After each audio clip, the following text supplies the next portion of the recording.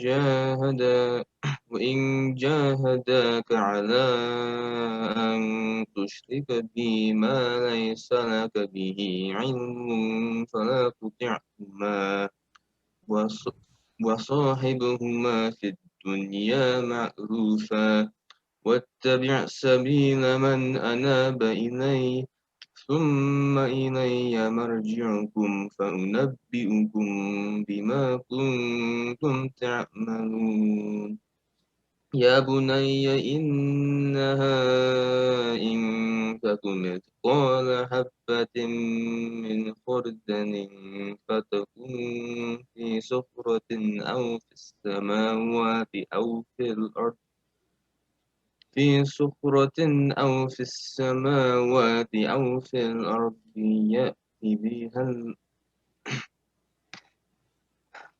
أو في الأرض يأتي بها الله إن الله لطيف خبير يا بني أقم الصلاة وأمر بالمعروف وانه عن المنكر واصبر على ما أصابك إن ذلك من عزم الأمور ولا تصعر خدك للناس ولا تمشي في الأرض مرحا إن الله لا يحب كل مختال فخور واقصد في مشيك واغضض من صوتك إن أنكر الأصوات لصوت الحمير صدق الله العظيم. Should I read the translation as well? Assuming. Yes, please. Yeah. Alright. And mention when Luqman said to his son while he was instructing him, "O my son, do not associate anything with Allah. Indeed, associating with him is a great injustice."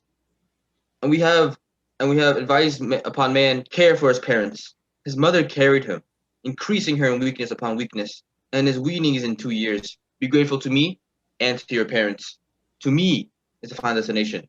But if they endeavor to make you associate with me that of which you have no knowledge, do not obey them, but accompany them in this world with appropriate kindness and follow the way of those who turn back to me in repentance. Then to me will be your return, and I'll inform you about what you used to do.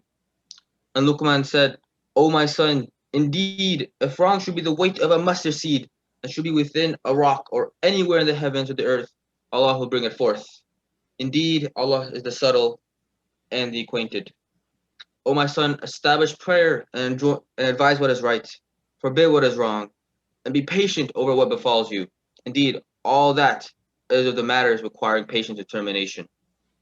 And do not turn your cheek in contempt toward people, and do not walk toward the earth exultantly. Indeed, Allah does not like everyone self-deluded and boastful. I mean, moderate in your pace and lower your voice. Indeed, the most disagreeable of sounds is the voice of donkeys.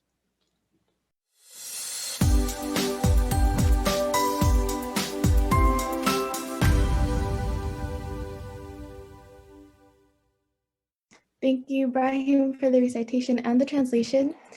For today's class, we'll be having a guest speaker and we'll be discussing about creating a successful Muslim generation.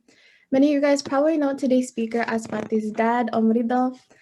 He has a bachelor's in science and a master's of science in computer science from Purdue University and Arizona State University. He has been a software startup founder since 1996 and is a software engineer with over 20 years of experience in research and development in corporate America and Indonesia.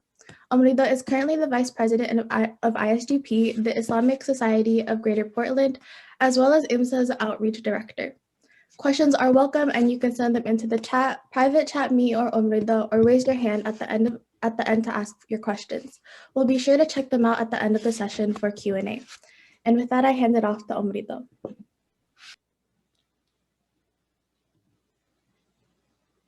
And ada something wrong with my camera. Hold on. So,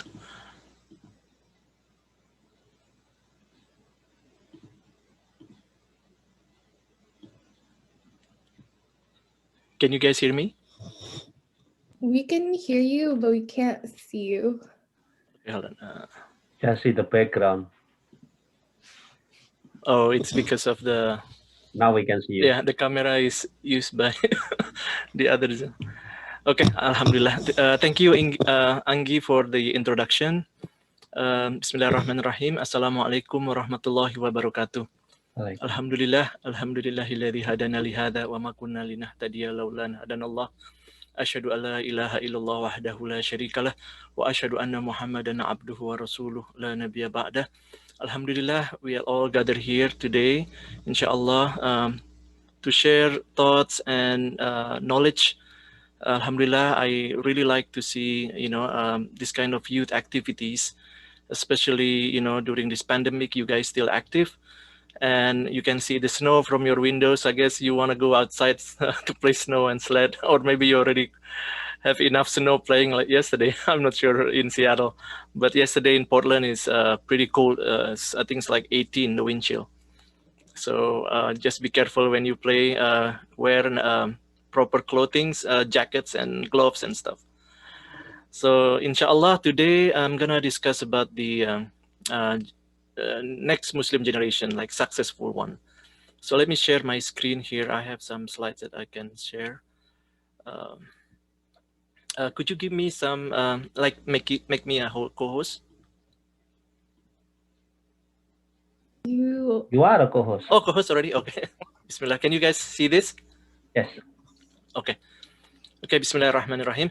So welcome to 21st century. We are here now, 21st century, the year of 2021.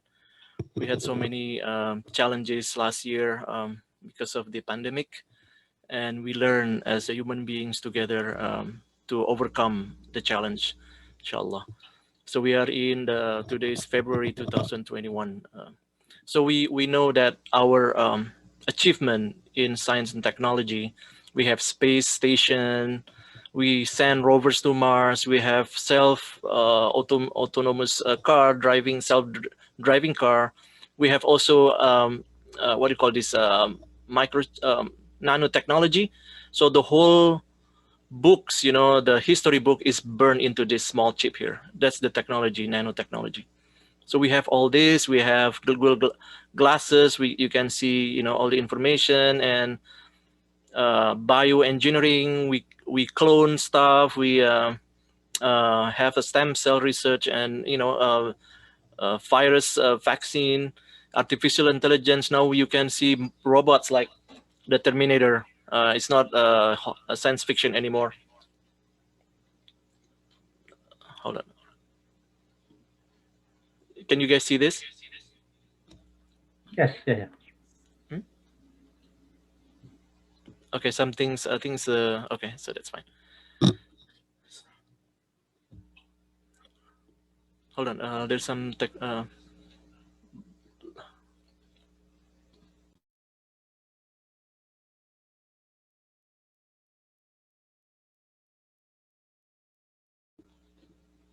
Sorry, guys. There's a technology. Okay, now you can see that, right? So this is the. Stop sharing. Oh, this is 21st technology, and I made a mistake. I pressed wrong button. Can you guys see now? Yes. Okay, so maybe it's better if I say present here. So here's the CCTV. All this artificial intelligence can detect your faces. So the computer automatically use pattern recognition. They can blacklist people. And also we have this Alexa, Hey Google, Siri, Cortana, Microsoft, right? All this artificial intelligence. It will take over the world someday. But if you look at all this achievement, look at the human beings. We still have basic needs, right? We need food, we need clothing, we need shelter. We have secondary needs. All the social respect, education. And people asking, do we still need religion? Why we need religion? We have human brains to think. We have, hearts to feel. It becomes antiquity, becomes old-fashioned. People not use it only for, not use it in everyday activities, only for like birth, death, marriage, divorce. Then they use religion. The fact that we share one planet, right? With all its problem. Look at what happened usually in the Midwest here. Tornado, it destroyed everything in its path. Earthquake, volcanoes in many in Indonesia. We live on the ring of fire. This is in Hawaii. This is I think it's Turkey. And tsunami. Everybody knows about tsunami that hit Aceh, right? 2004, and Thailand. All this wipeout. With all the achievement, we still cannot detect the natural disaster. We can only detect only closer to the time it started. So it's hard to evacuate in a short amount of time. What happened in COVID also, right? Look at the COVID. Impact every single nations on Earth. It's like all this America is known as the greatest high technology, science technology, but still we got impacted. All these doctors and nurses overwhelmed, hospital overwhelmed. And then that's it. If this comes, then that's it. We are done. This is meteor. So NASA still, look at all these places where the meteor hit. NASA still looking for, and not only NASA, actually all Russia, NASA, China, everybody start thinking about how we solve the problem if meteor asteroid try to hit Earth, comes to our Earth. How do you detect and prevent that? This happened in Arizona here. It's probably like million years ago, but look at the impact. When it hits, the cloud will cover all the sky, and we will have winter, like ice age, basically. All those problems, but the problems that we face right now are people problems. What I mean by that is, look at what happened to this world. War. Look at what happened. All these beautiful cities got destroyed because of war. Racism here, right? In America last year, it's a lot of demonstration because of the racisms. Black Lives Matter becomes popular. Look at this shooting in the elementary school, shooting in the school, Columbine, gangs related, cartels, and all drugs related. These all human problems. Look at this. This is in Seattle here. This is in Portland. Homeless. So many homeless right now. When I moved to Portland 2000, I couldn't find any homeless in downtown. It's very hard to find homeless. Now it's like this. In Seattle also. Seattle is also one of the worst problem in homeless, I think. But the mayor tried to resolve that. Look at this plastic waste. Kills animals. This is in Jakarta. Look at this. All these skyscrapers with all this garbage. And this, so many garbage on the ocean.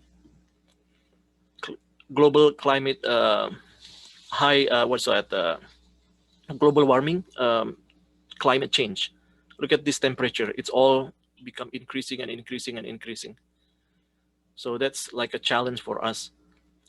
And this deforestation, people like chop off all the forest. We need carbon dioxide. Now it's all gone, right? We need oxygen. Plants need carbon dioxide. But when the plants gone, then who's gonna absorb the carbon dioxide? And we produce carbon dioxide all the time. It's manufacture and everything, cars. This is what happened. You guys see? Did you guys see this in Seattle last time? Red sky. This is in Portland. This happened during daytime. Imagine this, like Armageddon, right? It's like red sky. This is San Francisco. This is Northwest fire. Look at that. This is all not only because of the summer, but humans' error and humans intentionally did mistake. They did not mistake, actually. They burned some of the forest. They did some mistake. They play fireworks in the forest and burn the forest. This in Indonesia. It's the forestry. They burned the forest to save some money for corporation. And now what happened? The impact on the people. People could not breathe. And the smoke now becomes impacting Malaysian, Singaporean, and then the Thailand, Vietnam, because of the smokes. We are global world, right? The smokes can, blow by the wind to the other direction. Now, all these human problems, we now concentrate on the youth problems. You guys understand, right? What I'm talking about? You can write in the chat if you don't understand or questions. Now I'm gonna talk youth problems. Okay, here's the most commonly problem with the narcissist because of social media. People likes to post whatever they have, like before they eat, instead of making dua, they just take picture, and they want people to like their picture. They hate it if nobody likes it, so they becomes attached to the image. Me. I want people to praise me. I want people to like me. So all this become narcissist. It's a mental problem actually, but we'll talk about this later. Game addiction. How many people here very much like the game? I think my kids also like the games. This is addiction, means you cannot, get away from the games. You cannot do anything else but game. See, this guy got pulled by his parents. Not only kids, young adults also. Even some adults, they're like addicted to game. Porn addiction, and then addiction to free sex, drugs, drinks. Intoxicants, and then even now people in kids in high school, they have babies. This is fact. This fact in reality is because of there's no self-control. And then people start, kids start becoming not motivated to do anything. They're like, what do you call that? And do not have any energy because they playing game, watch too much movies all nights, and they don't even have energy to do anything. They just want to watch, go to gyms, not exercise, but sleeping. And they don't care about other people. They don't care about their parents. They just feel they're smarter than their parents. Even they shout at their parents.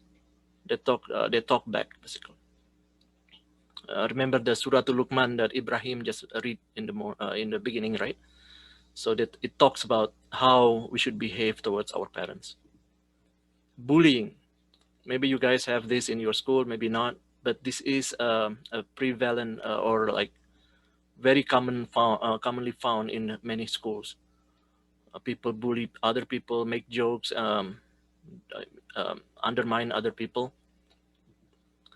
Not only in the school, but also in the cyberbullying. These two, I just give two example here. These two teenagers, they kill themselves because of cyberbullying. See this young teenager, one from America, one from Australia. No one likes you. You are ugly. You are fat. You are a loser. So this cyberbullying can impact people's psychology, people's mental health. So many people, because of this problem, many youth asking this kind of question. They don't know, who am I? Where am I going? Why I'm here? What should I do? Where am I? Where am I from? So all these questions. This is called basic questions that humans will ask in every, humans in their life. They always ask this. Every human, they will ask this. So many Muslims also, they got impacted because of these problems. This imam, it shows some parents write to him that his son, 21 years old, Hafiz of Quran, declare himself atheist now, left Islam. And this is a billboard that says that 1 out of 4 Muslims raised in the West have left Islam. This guy is like to be proud to be an atheist. So this is a challenge in our community, the Muslim community, because of so much problem and nobody address them. They've got confused. They don't know what to do, and they just like forget about this religion, forget this about 5 times daily salah, or any rules. We don't have anything that will hold us accountable. So they just leave religion. So this basically the problems that we wanna. If we solve this problem, we're gonna be successful, inshallah. But if we don't solve this problem, we don't address them, we try to cover them, like we don't wanna. That one is not going to impact us. Muslims is always happy. We don't have this kind of problem. That's like we try to open our eyes to the situation, to the fact in front of us. So is there any question before I continue? This is going to be interactive, inshallah. Okay. So if we look at all these problems, wars, racism, public shooting, homeless, all these, we can see the pattern. Here's the pattern I captured here. You guys can see that, right? Human ego. There's 7 that we can identify here. There's also ignorance. So there are 2 factors: 1 human ego, 1 ignorance. And we can see how Islam resolved this. I'm gonna send these slides, inshallah, to you guys so you can see that or read it later. So successful generation is the one that can resolve the existing problems, like the problems that the previous generation faced, and become less problem than before. Basically, this is the definition. The context is how we solve those problems. So where to start? So because of we are Muslims, we believe in Allah and His Prophet. So Allah sent down the guidance since the time of Adam. This is Allah said in the Quran, A'udhu billahi minasyaitonir rajim. Alif Lam Mim, Dzalikal kitabu la raiba fi hudal lil muttaqin. Alif Lam Mim. This is the book, Dzalikal kitabu la raiba fi. There is no doubt. Hudal lil muttaqin. It is a guidance for those who have taqwa. And Rasulullah ﷺ said, before he passed away during the Hajj, the last Hajj, I leave you 2 things. You will never go astray as long as you hold fast onto them. That is the Quran and the Sunnah. So as a Muslims, we believe we have the guidance. We just need to study them. We just need to practice, need to ponder upon them and resolve our problems with the guidance. But first, what is the habit? First, we need to be proactive. We just don't. We know the guidance is there, but we just like, we don't open it. We don't read it. We don't study that. So proactive means you start walking. Get up. If you're like too much game, stop playing game. Okay, I don't mean you stop playing game at all. I will talk about it later. But start thinking about how you improve your life. Start walking. Allah said in the Quran, Inna Allah la yughayyiru ma biqawmin hatta yughayyiru ma bi anfusihim. Allah will not change the condition of some people, biqawmin of people, unless they strive to change themselves. Inna Allah la yughayyiru ma biqawmin hatta yughayyiru ma bi anfusihim. Yughayyiru mean change, bi anfusihim, inside themselves. Strive to be good worker. So this is the story of Musa. I think you guys know about Prophet Musa, right? When he was chased by the Pharaoh, the Fir'aun, he went to a village basically, and he saw 2 women try to get the water from the well, and they're like lines of people, right? So he tried to help these 2 women because they're women.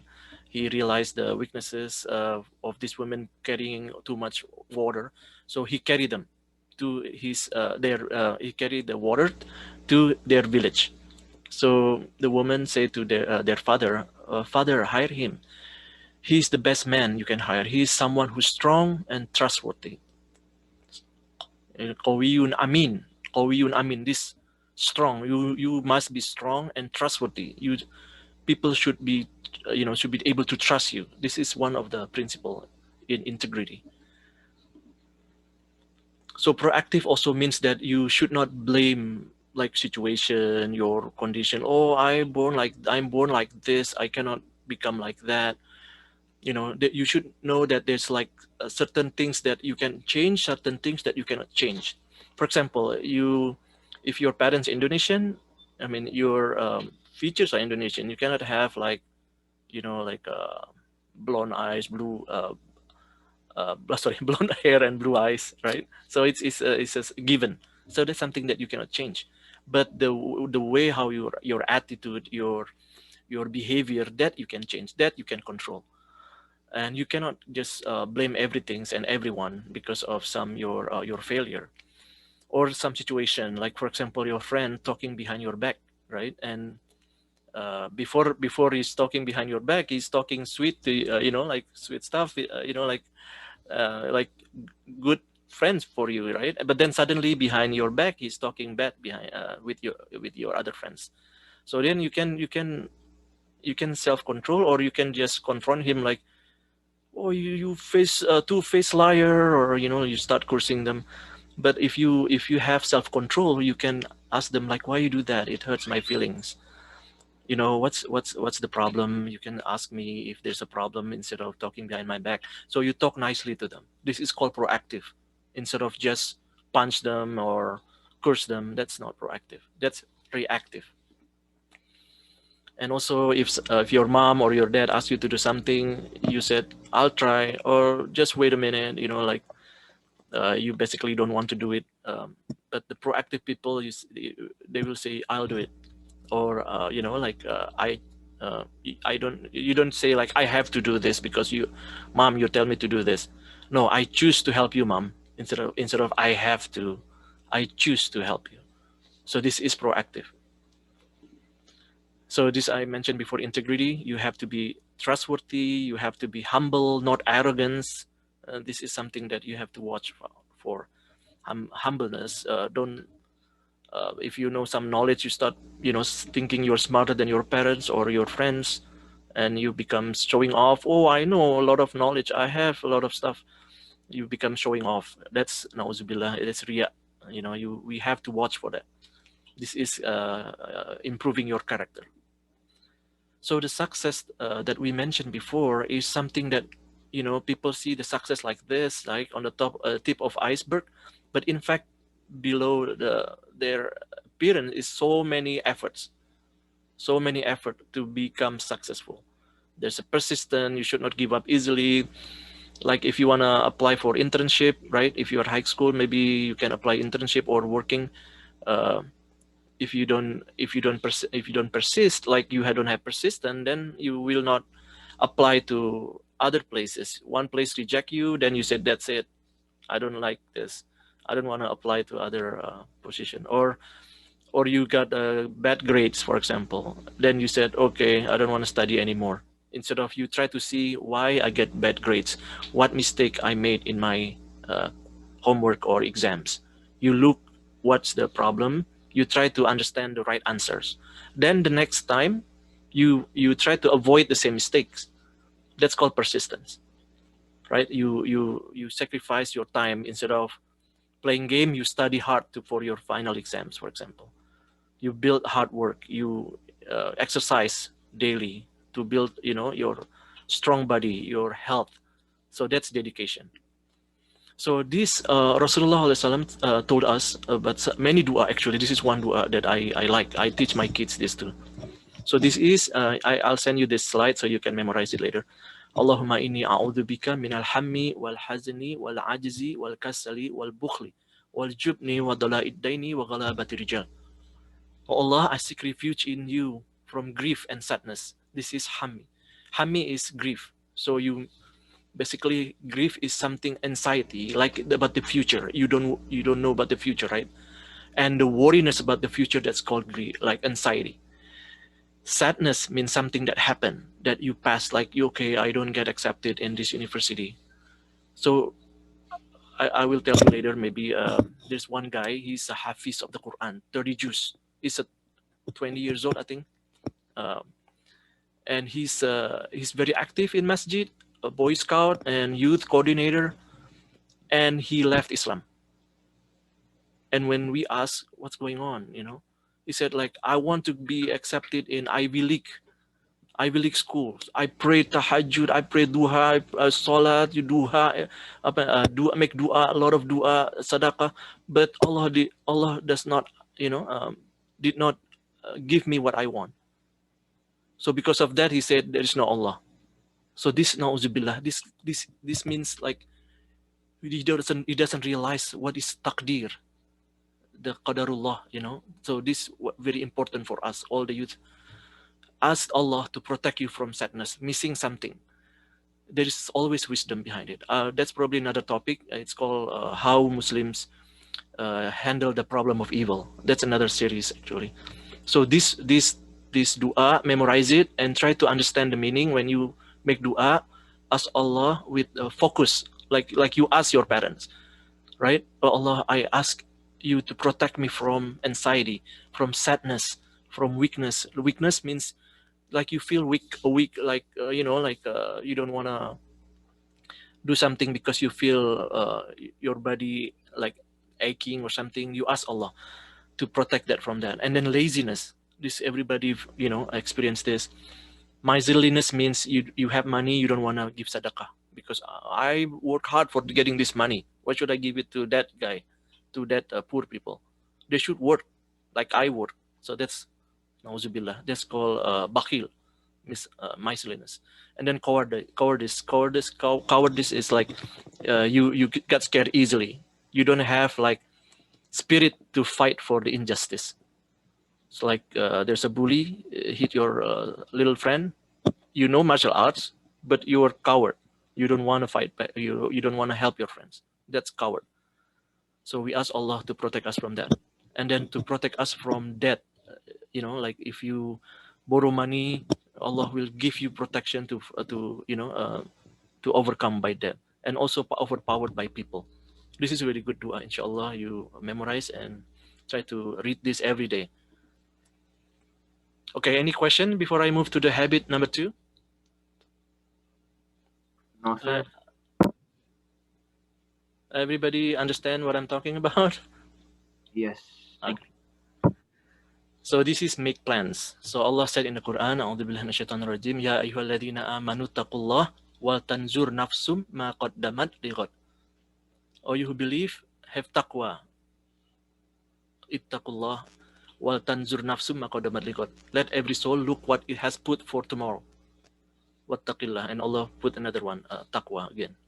So to plan is order from Allah. Muslims should be able to plan for their life. We cannot just play game, watch movies, play game again. That's not right.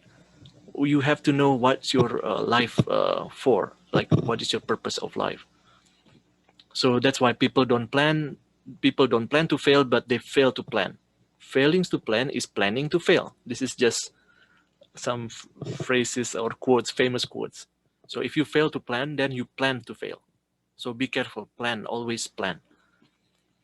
When you plan, you have to know why, how, and what. This is common sense. For example, you wanna graduate and go to university, good college, good school. Then you need to ask like, why I want to go to good school? Do you understand why? Then you need to discover that. What is the purpose? Why do you want to go good school? The good school is expensive. For example, you want to go to MIT, $60,000 a year. Do you want to go there because if I go to MIT, people will praise me because, oh, you are so smart. Is that your purpose? You need to ask that. And then how you achieve that? How do you be able to achieve your goal? So you make a plan. You have to have a set of dates like, okay, by this quarter, I need to master this knowledge. I need to pass the SAT, for example. And then what the result? The result is what you're gonna do. Like what I just said, like you study, you take classes or courses or some courses online. And what is the result? You need to be able to master the knowledge of specific subject, for example. So this is common sense, but you need to identify this. As a Muslims, we need to understand this, know who we are. Many Muslims, they do all this planning and they don't know the end result. Like people right now, a lot of people, right, died because of COVID, right? Many people, they don't even expect that. They didn't expect they will get COVID. People, like strong people, like healthy people, they got it, and nauzubillah, like a lot of 1 million people died, right, so far, COVID pandemics. So we need to know like what you're gonna accomplish, while you are alive, living here on Earth.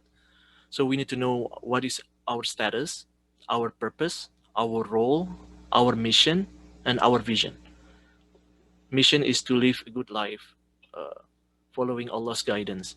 The vision is to happiness in this world and hereafter. Rabbana atina fid dunya hasana wa fil akhirati hasana wa qina adzabannar. What is our role? We are deputy on earth, khilafah fil ard. So we need to know we have to watch for destruction, take care of earth from all these problems that we discussed before. Remember all those problems? We are khalifa fil ard.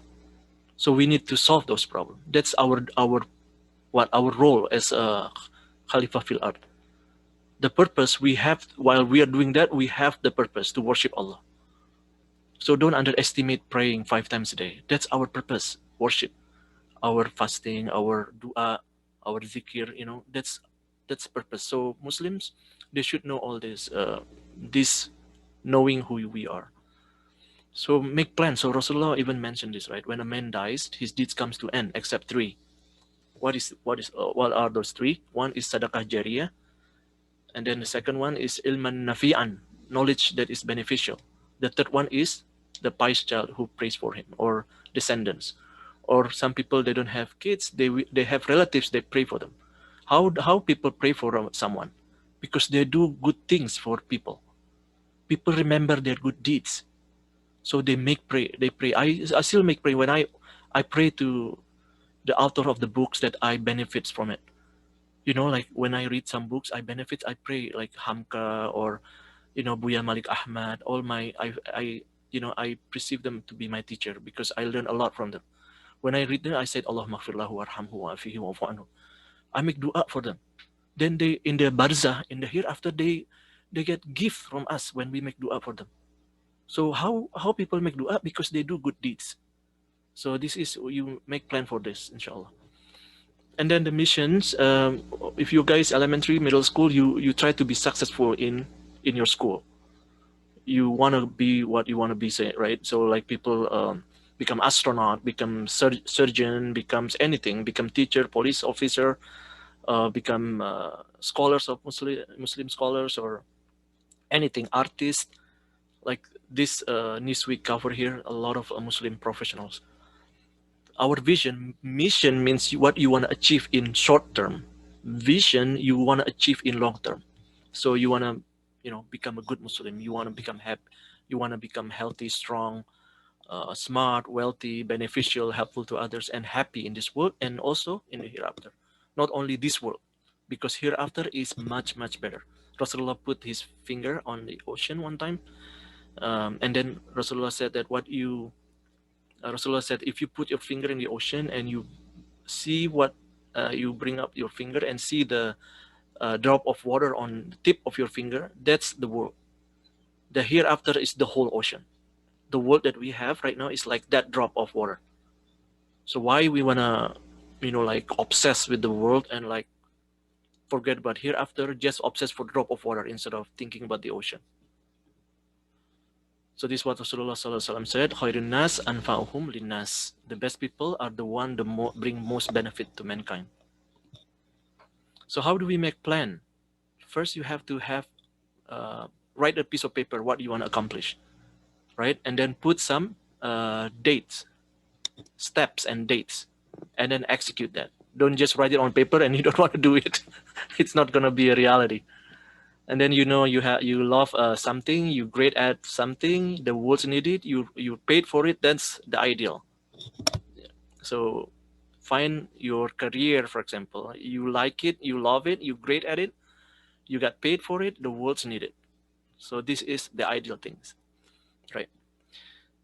And Allah said, don't forget about dua. Rasulullah SAW said, ad-dua mukhul ibadah. So this one in the Surah Fatir, وَقَالَ رَبُّكُمْ أُدْعُونِي أَسْتَجِبْ لَكُمْ.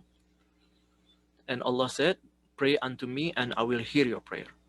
Okay, some people say that Allah is the creator of universe. We are so small. We are just dust. Earth is like nothing in the solar system. I mean, even in the Milky Way, solar system is nothing, right? Allah is much, much, much, much greater than us, right? We are nothing, basically. But Allah said in the Quran, فَإِنِّي قَرِيبٌ. Allah is very close to us. It's like people might think like, I cannot imagine how. Allah give you knowledge, technology right now, Bluetooth. You talk to somebody in Indonesia, you press Bluetooth in your ear, they can hear, right? With the phone communication satellite. That's only human's technology. Allah's technology is much, much better.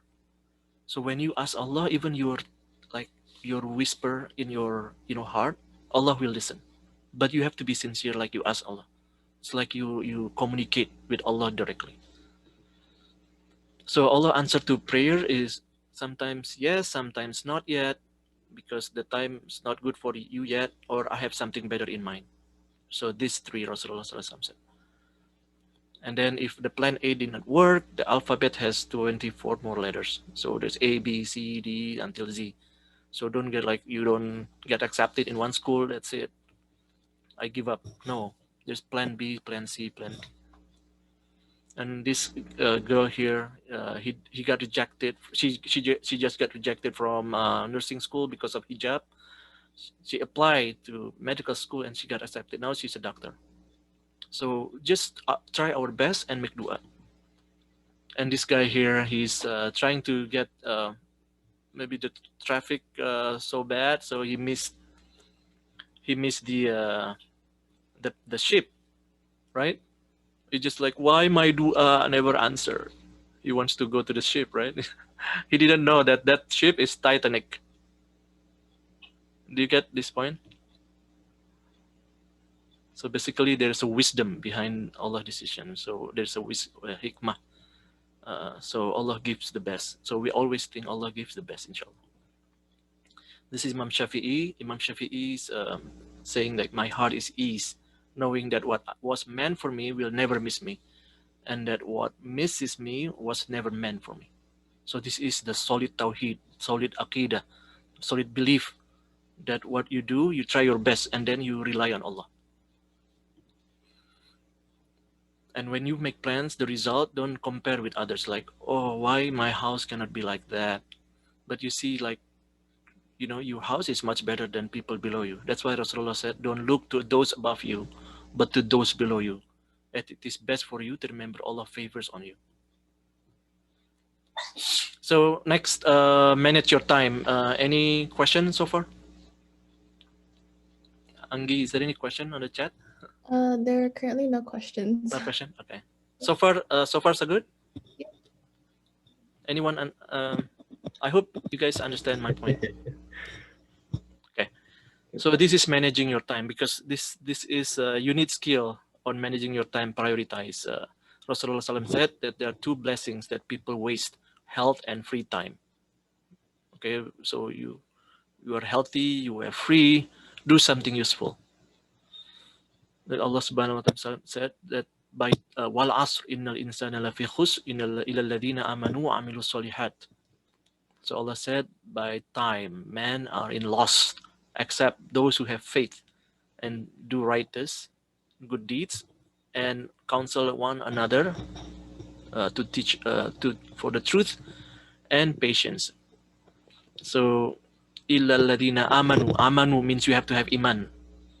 Wa amilu solihat means you do good deeds.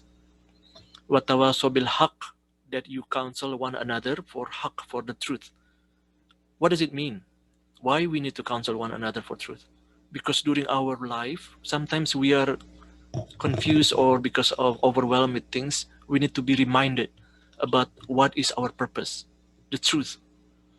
That you are living here, the truth is we are Khalifah fil ard, we for worship Allah Subhanahu wa Ta'ala, and we are going to, everybody will go to hereafter. That's the truth.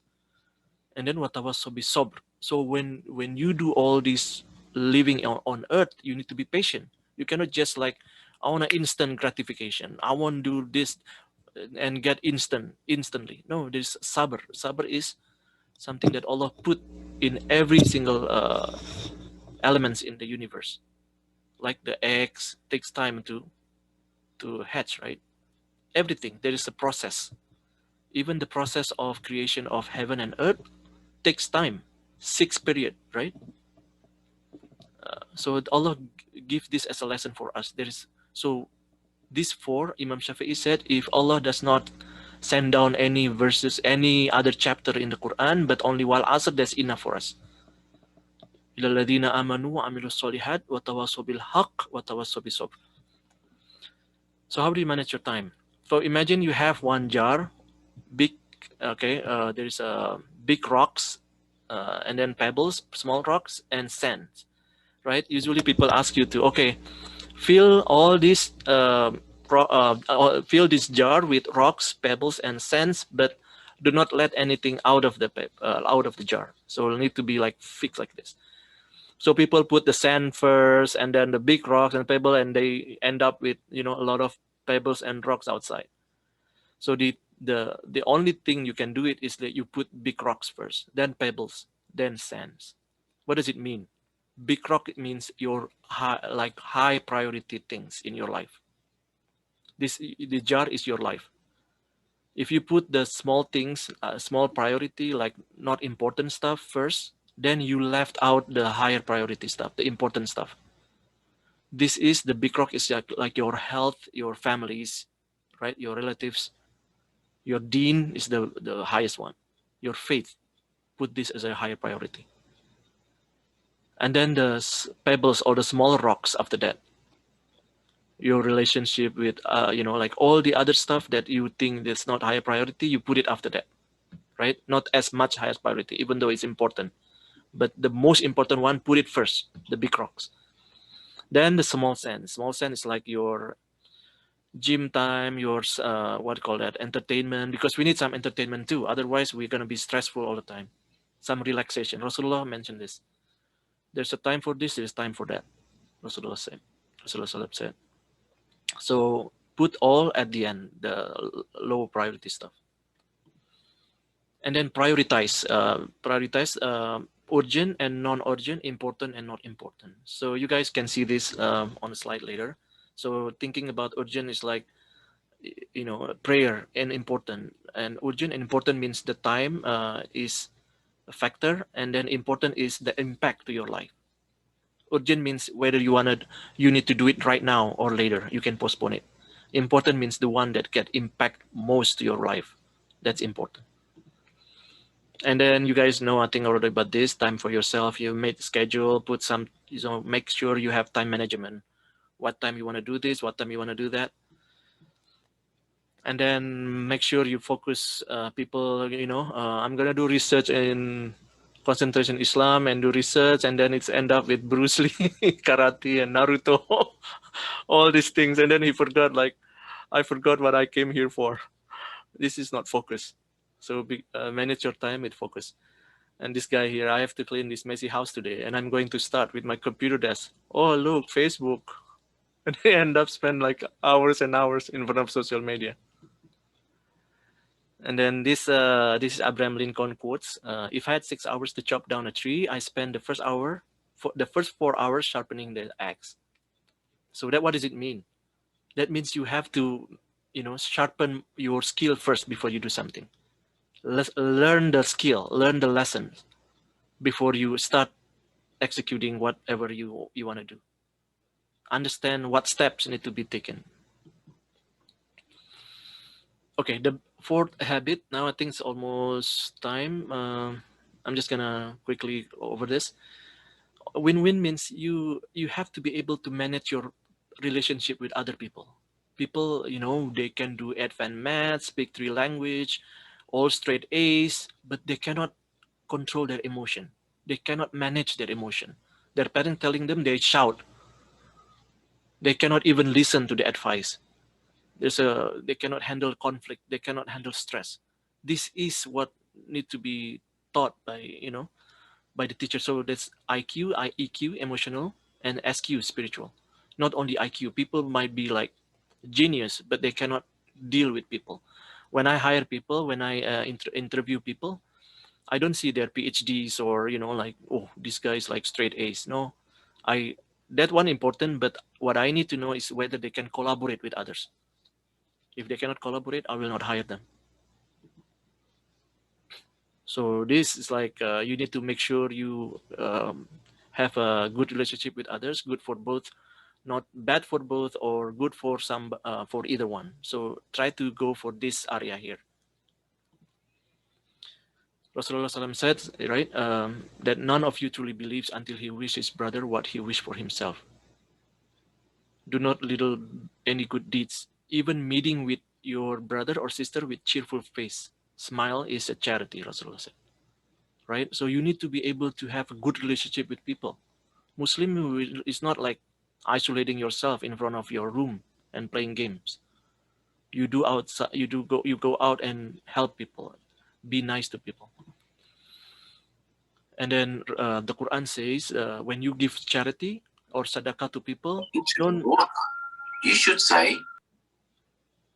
So when you give charity, right, you should not like shout at the person that you give, or give the sarcasm like, okay, here's $100 for you, but next time you have to work hard, okay? That's like hurting his feeling, right? The Quran say don't follow charity with injury, like hurting their feelings.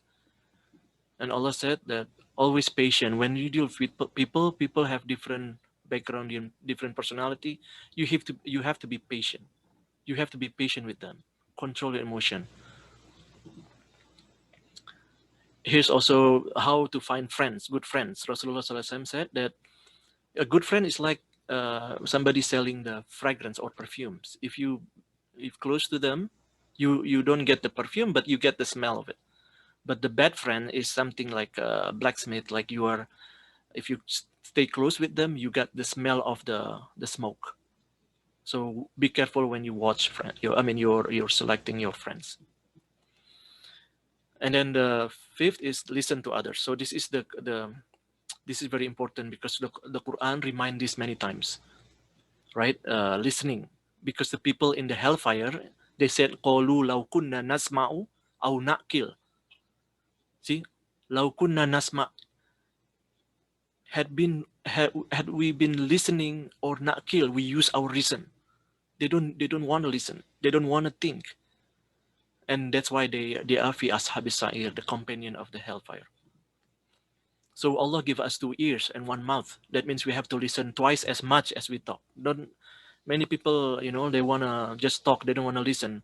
I found many times people in the masjid, for example, when somebody give advice, they just don't want to listen, or they feel they're smarter than the one that gave advice, and they just want to talk. They don't even know the problems. So this you have to learn how the listening skill. Like, don't space out. Like, your friend talking about their problems, you just like, oh yeah, haha, cool, and you don't think about their problem. That you're thinking about the other games that you want to play or something. That's pretending listening. And there's a selfish listening. You listen only if it benefits you. This is not good. This is not empathy. Muslims should have empathy. And the sixth is the help others. Help others means you actively help. This is habit 6. You help your parents, your grandparents, your siblings, relatives. You not because of they ask you. No, when you see that somebody needs help, can I help you? May I help you? Right away, help. Your neighbors, your friends, your neighbors have problem, help. Your community. Okay, right now there are many problems with homeless. Maybe you guys can have like group activity, brainstorm like how we solve the homeless problem, and create a research paper or something, and give it to mayor of Portland. Seattle. Here's the Everett. Here's our proposed solution for the homeless. That's helping the community. Helping with the younger generations, the elementary school, helping them, mentoring their courses, their lessons. Help the community, robotics, and if you have good some skills, woodsman, crafter, whatever the mechanics or repair, how to repair car. Have an online session, teach the community. Help others, Rasulullah SAW, and give charity. Charity can be anything. Rasulullah SAW says even smile can be charity. Give charity without delay. It's stand in the way of calamity. It's bala. It's preventing bala from your life. And here's Ibn Qayyim said that when we sleep, we don't know. Maybe there are tens of people dua for you, right? Knocking the doors of heaven. And when you do all these good deeds, watch for the hearts. See, this guy give charity to poor people, and then he got a call. Waalaikumsalam, akhi. Yes, alhamdulillah. And you? Oh, by the way, I just met the beggar lady, and I give her some money. See, you already built this flower, your good deeds, and then you showing off. Then it burns your flower. Nauzubillah. And then the most beloved deeds are continuous one, even if they are little. This is number 7. Number 7 is you keep learning and stay fit. This is number 7. Okay, this last one. Even if it's a little one, for example, Salat to Duha, right? It's some only 2 raka'ah. You do it frequently. Whenever you have time, you remember you Salat Duha, or recite the dhikr or dua every morning and the evening. Make dua before you sleep. Every time you eat, small dua, Bismillah, Alhamdulillah. When you say something's very amazing, snows like MashaAllah, Subhanallah, you know. Small thing is very heavy later in the year after. And learn Islam, learn the Quran, you know, all these, the basic things you need to know. That's why I was wondering, like, why the youth now they are more prone towards game, not learning or reading books. We should be able, you know, to motivate ourselves. There are so many knowledge that we need to learn. Allah give us all this ability. Iqra is the first that Allah sent down. Read. And not only about our deen, but also general knowledge. We have Muslims need to be able to reason logically, you know. Don't, like, if you cannot argue with somebody, you will be emotional, like, and then you start cursing, you kafir, you know, you kuffar. Instead of, you don't know your reasoning, your problem with the reasoning, and then you start cursing. And then you have to know the life lessons, like how to maintain personal, interpersonal, learn about science, learn economics, finance. Muslims should be able to learn how to manage their finance, right? And then psychology, sociology, language, especially Arabic, because that's our language. The Quran in Arabic. I don't understand people choose to learn Japanese, Spanish, but they don't know even how to read the Quran. The Arabic is the guidance from Allah. I want you guys to start. Maybe Irfan can start, you know, putting together Arabic curriculum. You need to know Arabic, and then sports. Learn sports. You know, becomes healthy and, you know, strong. Learn history. Learn arts. So all these things need to be. You should be able to learn this. And then when you learn, this is the challenge. Avoid riya. Riya means showing off. Usually people who knows some knowledge, they will say like, oh, I'm more knowledgeable than that guy. And then somebody got put into khutbah, and you feel like, why they choose that guy? I'm more knowledgeable than that guy. That's riya, like, you know, showing off.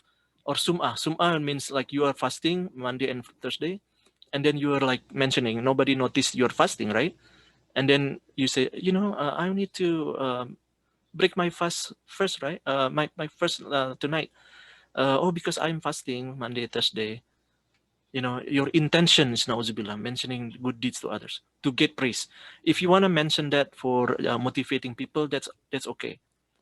Like you try to motivate your friends. Hey, let's fast Monday and Thursday together. That's okay. But if you want to get people praise you, that's sum'ah. Sum'ah means you mention it to others. So ujub means you're feeling better than others. It's like Satan, you know. Ana khairu minhu. I'm better than him. Why I need to respect him? That's ujub, feeling better than others. And then kibir means arrogance. You look down on other people. That's the whole concept of kibir here. And then this I mentioned before, the strong believer is more loved by Allah than the weaker one. Allah loves if you ask good health, afiyah. Allahumma nas'aluka al-ifafa wal afiyah fi dini wa dunya wa akhirah. Ask Allah ifafa wal afiyah in this world and the hereafter. Exercise, soccer, and all these youths should be able to do this activities, inshallah, after pandemic, inshallah. Or you can guys do martial arts, watch YouTube online, becomes a Bruce Lee or something, martial arts expert. Healthy food, make sure you eat healthy, don't just soda and chips or fast food. And then we can have funs too. Being religious doesn't mean we bagus ini anak-anak pada ikut. being religious doesn't mean that we cannot enjoy this world. You can go to Disneyland, you can go, as long as we do not disobey Allah, we can do all this. It's not like Islam, it's haram, this haram, this haram.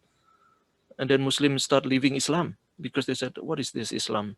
It's bringing hell to my life. Nauzubillah. So Islam is not like that. Islam is giving you, Rasulullah do running, do wrestle, right? have fun and with the Prophet's the companions and make jokes. Rasulullah make jokes, but not lying or condescending jokes. I mean, look down upon others. No, Rasulullah make jokes too, and Rasulullah smiles more than others. Okay, that's the conclusion, inshallah. So we have to make plans, time management, self-control, helping others, and continuous improvement, inshallah. So I'm sorry, it's 6 minutes past the time.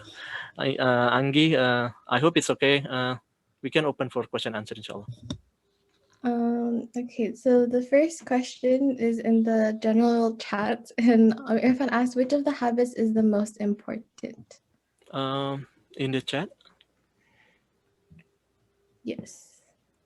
So which habit is the most important? Yeah. Oh, okay. Good question. But I think we try. The first thing is motivate yourself, proactive. I have a video, but I don't. Maybe I cannot share it here. I can share the video later to send to you guys, and you can have it. It's a Steve Jobs proactive. I don't know. Hold on. Maybe I can share it. Means maybe the time is not enough for us. It's only like 5 minutes. I mean 3 minutes. I think videos. He said that always ask when you have question. Ask. He said that when he was 12 years old, he tried to he called the Hewlett Packard, Mr. Hewlett Packard HP, the founders in Silicon Valley that time. He called that guy, the founder of HP, and he said that, can I have some, like some electric circuits, that he's very, very much into this building electric circuits. And he called that guy, and the founder of HP is like, sure, come to our office, and he gave all this whatever he needs. And then that summer he got hired as an intern, 12 years old in the HP. Why? Because he called that guy. He's actively calling. He's not like, oh, what happened if I don't, or he's gonna shout at me, or oh, he's a big guy, I'm just 12 years old. No, you need to be active. You need to start pursuing what your goal. Don't just Bismillah, you have Allah. Why you got scared? Bismillah. I myself, when I was in college, I think Irfan know. I missed to submit my project, and that project is 60% of my grades. Okay, I overslept in front of computer because so tired. So many I did not sleep for a while because of exams. Study so much for exams, and I overslept in front of computer. And then the submission is midnight. They close by midnight. They close it. I did not submit that submission, 60% of the grades. And then I woke up at 1 o'clock. I was shocked, like, oh, I did not submit this. You know what I did? I called the professor at his home, like 1 o'clock in the morning. I find phone books. I find Professor Dunsmore.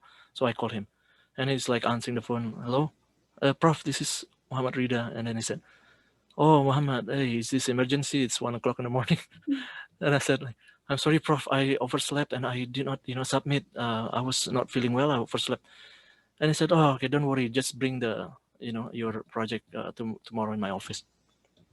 And then I brought it. And at the end of the semester, I didn't know. The secretary called from the Office of Computer Science building. I mean, that's like, my roommate's like, hey, somebody called from the Computer Science secretary, that's like, and then I answered, Professor Dunsmore wanted to see you. That's end of semester. And I went to his office and he said, I remember you calling me 1 o'clock in the morning.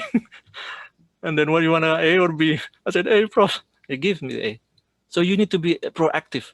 Don't just, to this generation, I see so many attachment to games.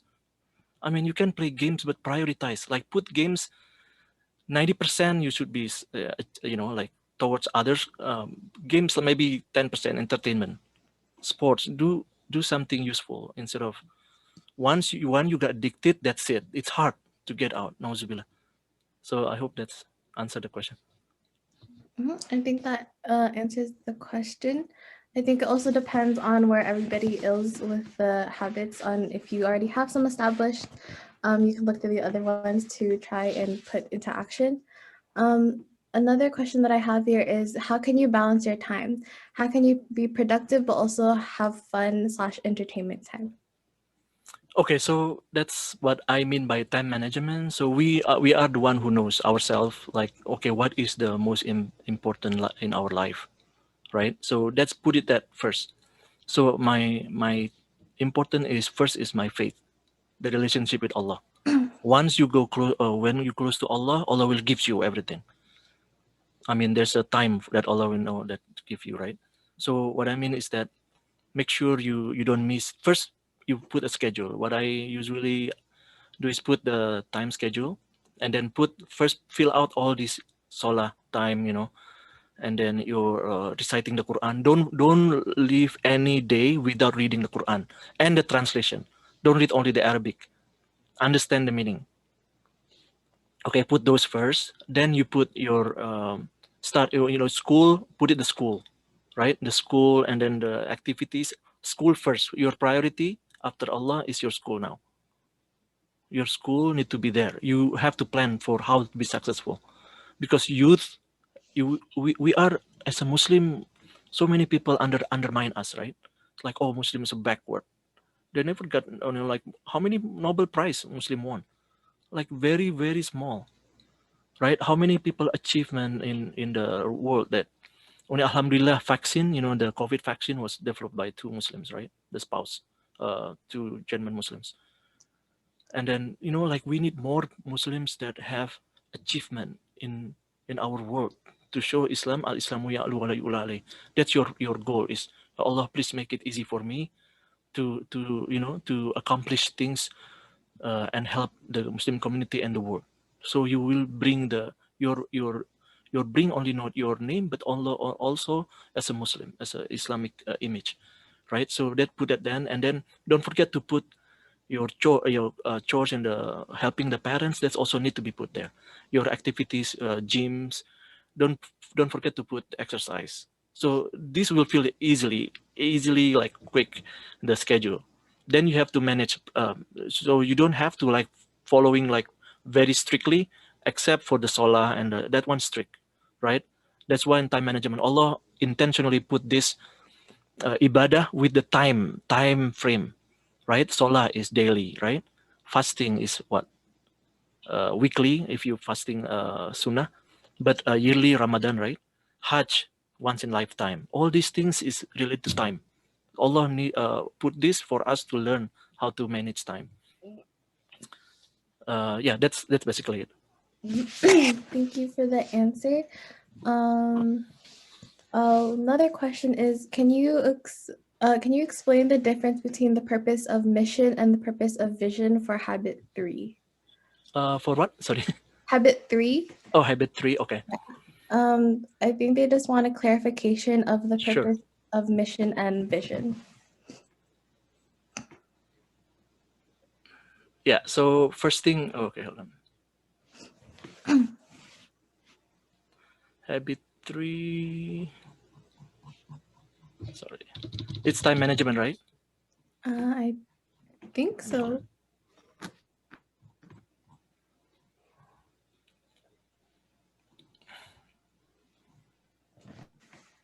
Yeah, this one. So vision and mission. Okay, here you go.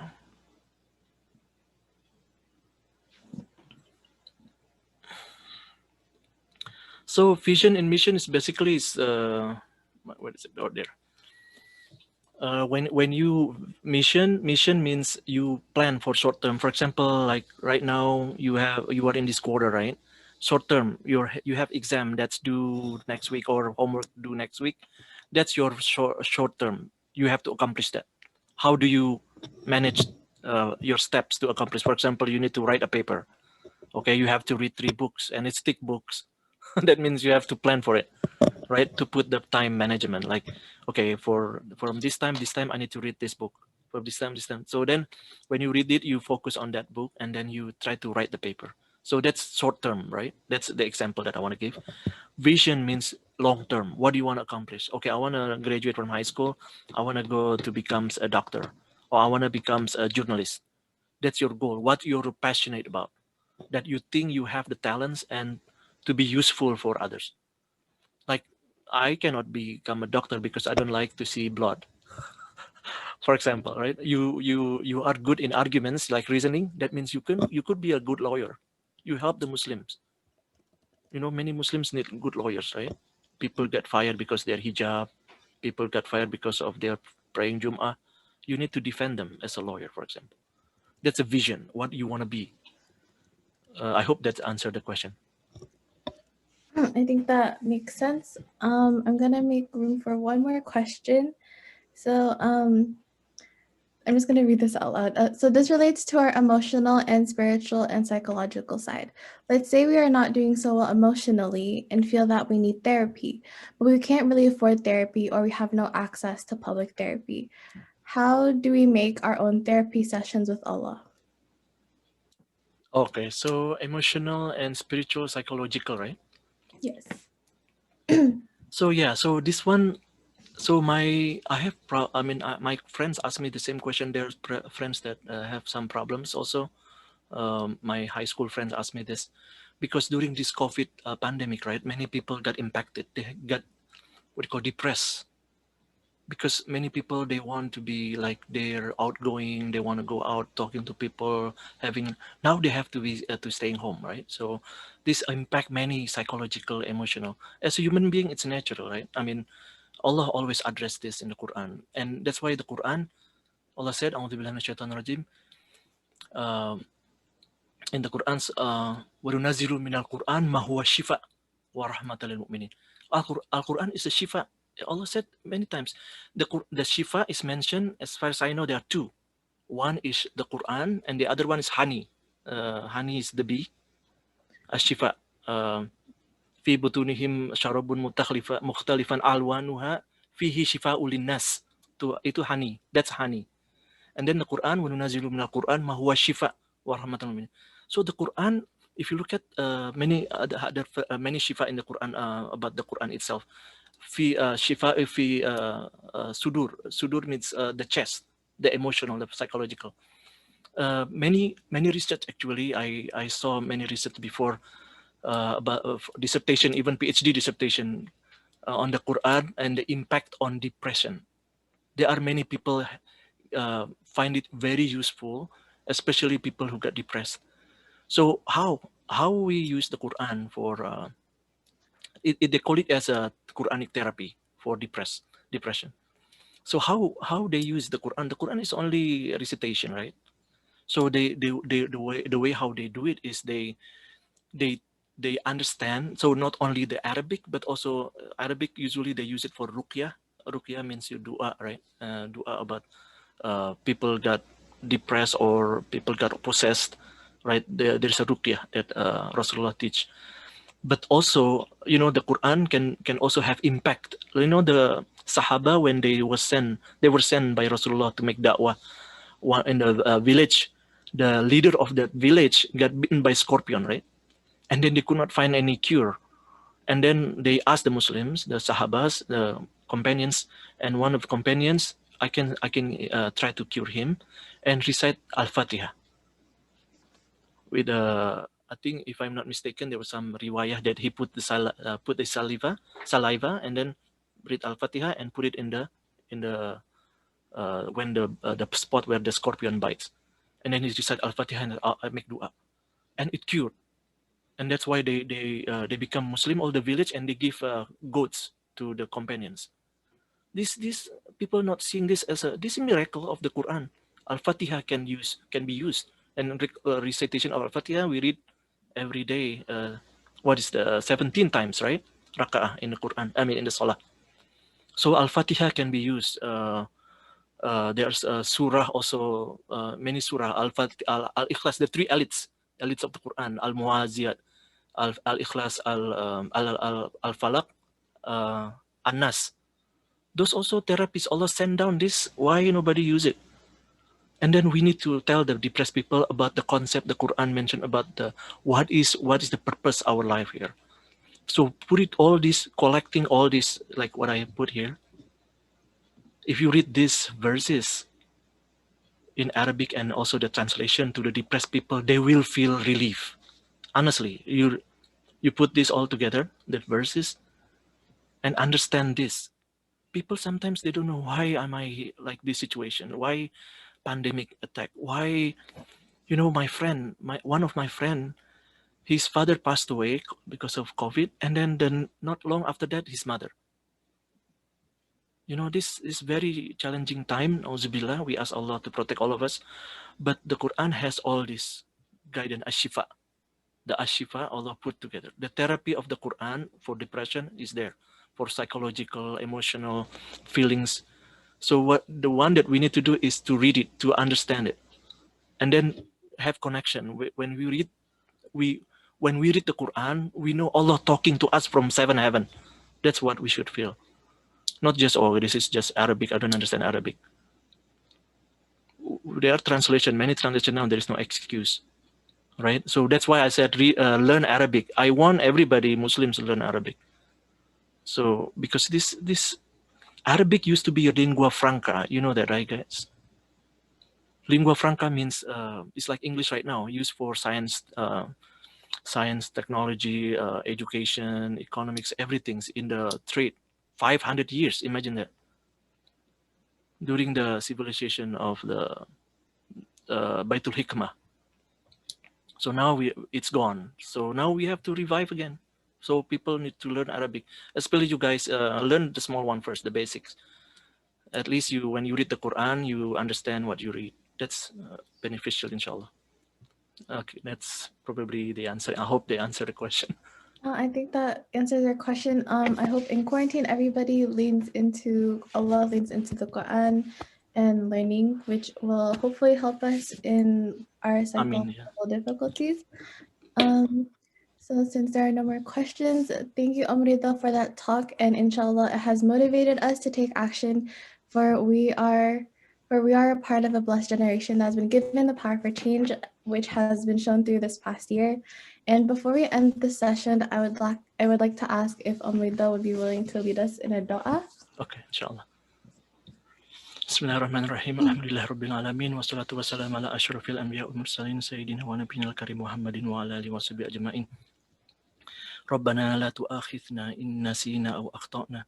ربنا ولا تحمل علينا إسرا كما حملته على الذين من قبلنا ربنا ولا تحملنا ما لا طاقة لنا به واعف عنا واغفر لنا وارحمنا أنت مولانا فانصرنا على القوم الكافرين ربنا لا تزغ قلوبنا بعد إذ هديتنا وهب لنا من لدنك رحمة إنك أنت الوهاب ربنا هب لنا من أزواجنا وذرياتنا قرة أعين واجعلنا للمتقين إماما اللهم اختم لنا بحسن الخاتمة ولا تختم علينا بسوء الخاتمة اللهم إني أعوذ بك من الهم والحزن والعجز والكسل والبخل والجبن وضلع الدين وغلبة الرجال اللهم اهدنا فيمن هديت وعافنا فيمن عافيت وتولنا فيمن توليت وبارك لنا فيما أعطيت وقنا واصرف عنا برحمتك الشر ما قضيت اللهم اكشف عنا السوء والضر وأنت أرحم الراحمين واجعلنا خلفاء الأرض يا رب العالمين اللهم إنا نعوذ بك من زوال نعمتك ونعوذ بك من تحول عافيتك ونعوذ بك من فجاءة نقمتك ونعوذ بك من جميع سخطك اللهم إنا نعوذ بك من البرص والجنون والجذام والسيل الأسقم ربنا آتنا في الدنيا حسنة وفي الآخرة حسنة وقنا عذاب النار وصلى الله سيدنا ونبينا الكريم محمد وصحبه رب العالمين. Thank you guys for coming. Inshallah, I'll send the slides and also the videos or whatever Oh, by the way, I forgot to show you this.